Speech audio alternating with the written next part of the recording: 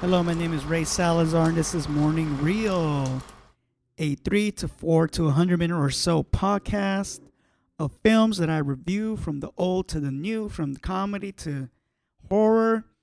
Welcome. This is October. We are in October, and October is the month where I decided, you know what? I'm gonna put out a lot of spooky, a lot of Halloween type, little horror type of films that I like and what's coming, like the Exorcist Believer. You haven't heard my review? Check it out. Either way, today I am going to discuss Jennifer's Body. Ooh, Jennifer's Body. Remember that movie? Came out in 2009. It's a American horror comedy written by Diablo Cody. If you don't know who Diablo Cody is, she wrote Juno.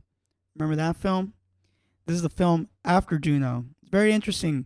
You get to know who Diablo Cody is, like, as a writer in Juno, and then you get to see how she is still in that type of style of writing where characters are very nonchalant, little badasses and shit, whether they're female or male.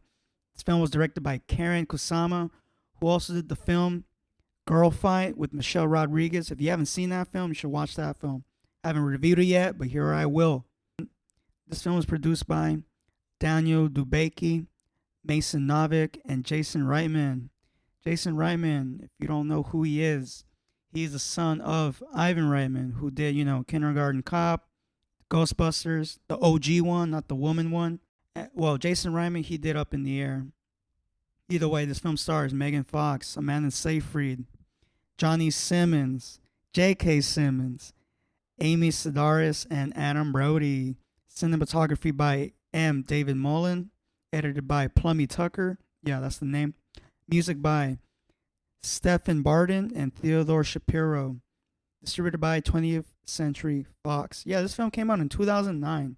And guess what? I've never seen it. Never.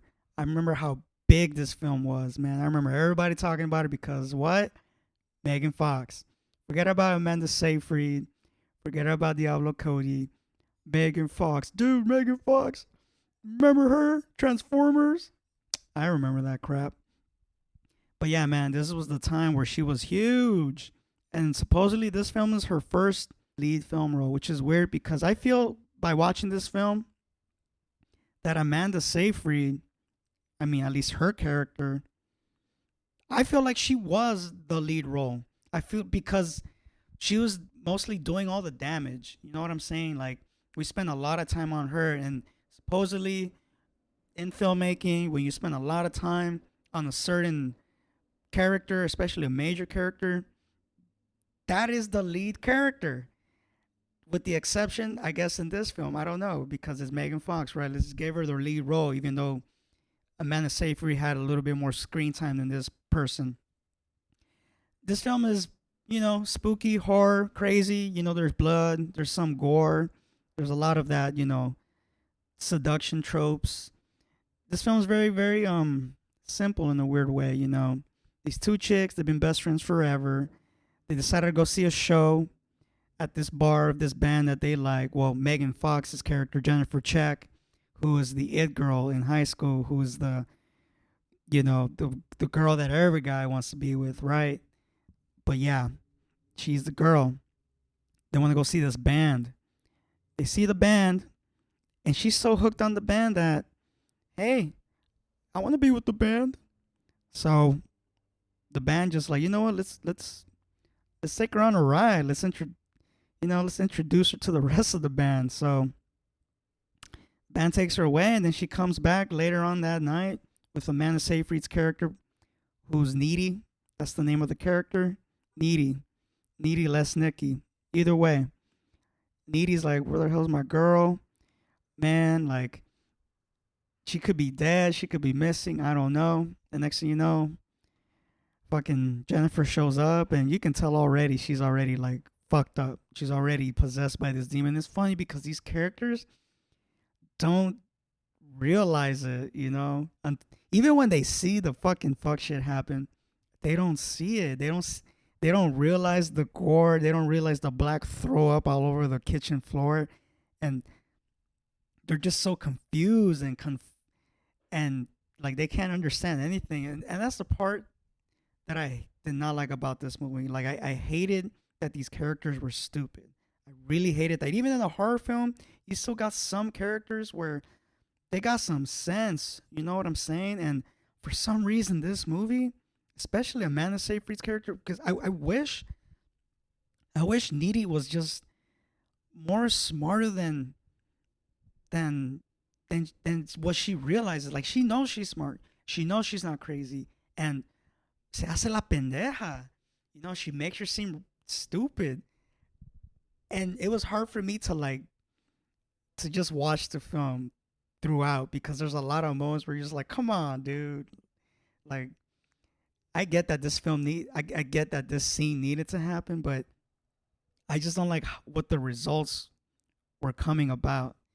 You know, I gotta say by watching this film, I gotta give it like a two and a half, 2.5 out of 4 tokes, man. It it's edgy. It's it's a good teen film, like a teen horror film. It's a good like horror film for like that demographic to watch and to like get excited by, because it is that type of an exciting film where like people get fucked up, like doing drugs or doing liquor, and then actually getting fucked up, like getting killed, and you get to see the action. And Kusama does like to play around with the visuals. She kind of knows when to show us the nitty gritty. I like how she likes to put killings in a silhouette type of form. It's cool. I like the lighting. I honestly, as far as the cinematography is concerned, I like the way the film was shot. I like the colors. I like the lighting. I like how they put these characters. Well, I like how they put the scenes together as far as the mood is concerned. You can tell it's gonna be a bad, like, something bad's gonna happen. You know it. We see it. We hear it. We feel it, and then we ultimately see it, and that part works. Those parts work. It's just the stuff that the character development, that's where I have a problem in. Like I feel like Diablo Cody's still stuck in that. I don't know if she got stuck in it, but it's like she kind of like wanted to make a horror version of Juno, or like a horror version of like Twilight. They're kind of in a way giving us what we want or what we would expect, and especially at that time, man. Like there was a lot of like sexuality in these horror films where like everybody had to get laid, everybody had to like make out and all that stuff. And then this time, this film shows both Amanda Seyfried and Megan Fox, have their own intimate scene. And again, does it work? I don't think it works. I mean, I hate that they had to, or I hate how Diablo Cody had to like simply write or simply like have these characters where they have these like sexual limitations. Well, not sexual limitations, but like I'm good friends with my girl. I mean, I'm good friends with my chick girl, but I have these feelings, But like, where do these feelings come from? Like, how do these feelings develop? Like sexually speaking, like how do they develop? And you don't. There's nothing explained to that. It just so is to happen. It's like the one thing that like separates them apart. The fact that like not only do they have this love for each other, which you can kind of see, but it's like that weird toxic type of love. And there's that too. Toxicness, toxic relationshipness. Did it work? I don't feel like it did. I just don't think that it should be even necessary, I think they should have just stuck with the original plot where Needy needed to figure out, okay, how do I get my best friend normal? Like, how do I get this demon out of here? And like, who do I gotta find? That's cool. That works. I like how she found the band. We get to hear what the band's backstory is, which is very brief. And the other thing I really didn't like about the film, just overall, fucking voiceover shit. I hated that this film needed narration. I felt like we could have seen something a little bit different than that. I feel like they were capable of showing us what Needy was narrating about. And that's just me, man. That's just me. Would I watch this film again? I would maybe watch it. Like, is it a good date film to see with another chick? Good luck, man, unless she's bi, or unless she don't give a crap about seeing two girls make out very intimately, and it was shot pretty intimately as well, like they almost went all the way. And I'm pretty sure for a lot of guys, especially back in that time in '09, we were fucking drooling for it. Good thing I didn't fucking see that movie when it came out because I would have been pissed looking at it. Like, really? This is the highlight? Out of everything else, this is the highlight. I don't know about that, man. But yeah, watch it. I think you'll like it. Does it go against like, does it stay up with like Friday the 13th, which I will review? Does it stand up to that? Does it stand up to Nightmare? Does it stand up to Child's Play? Those type of film. Child's Play, I think it could stand up against that because Child's Play is fucking dumb as a movie. Good, effective film about a toy coming to life and killing people along its way. That's cool. I guess that can work, especially in the 80s. It could work, but like Jennifer's Body, could it stand up to that a little bit as a film on its own? I don't know. It's definitely dated. It's almost 20 years old. Imagine that. That film's almost 20 years old. Does it stand up against horror films of that time of that time? Probably of today. I don't think so. Overall, it's there. It's there. Whether I like it or not, it's there. Could have been a better film. Yes, it could have had a little bit more substance. The characters could have been less retarded. Sorry, like just I mean, when you see it, you'll see it. You see Amanda Seyfried just playing confused. I'm like, what the fuck, dude? Like, is this Mean Girls all over again? Like, did you just stay in Mean Girls?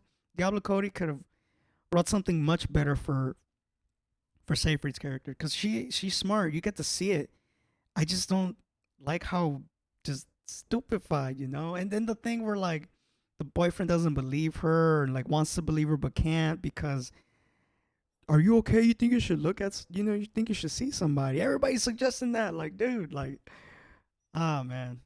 My name is Ray Salazar. Follow me at Morning Shot Films, IG and YouTube. Check out my website, morningshotfilms.co. This week, I will be reviewing Friday the 13th because this Friday will be October 13th. I got to review Friday the 13th. Yes, the OG one. All right. You know which one. Rate and review this podcast. I would appreciate it. Any comments, any criticism of, even to me, I dig it, man. Bring it on to me. Thank you.